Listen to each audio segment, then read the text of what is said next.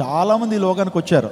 What is the main difference between Jesus and some other people of this world అని నేను అడిగితే, చాలామంది ఈ లోకానికి వచ్చారు, చాలామంది సూక్తులు చెప్పారు. ప్రతి మతంలో కూడా సూక్తులు ఉన్నాయి, ప్రతి గ్రంథంలో కూడా సూక్తులు ఉన్నాయి. మంచి సూక్తులు లేనివి ఎక్కడ లేవండి. ఏ గ్రంథాన్ని ఓపెన్ చేసినా అందరూ సూక్తులు మంచి మాటలే చెప్పారు, కానీ ఎవరైనా సరే ఆ సూక్తులను పాటించారా? మనుషులకు సూక్తులు చెప్పారు, ఇలా జీవించి, అలా జీవించి, ఇలా జీవించి, అలా జీవించి, ఇలా బతకాలి, ఇలా బతకాలి అన్నారు, కానీ ఎవరైనా సూత్రం వేశాడా? ఎవరైనా నువ్వు ఇలా బతకకుండా ఉండాలంటే, ఇలా పాపం చేయకుండా ఉండాలంటే ఇదిరా సూత్రం అని ఎవడని చెప్పాడా?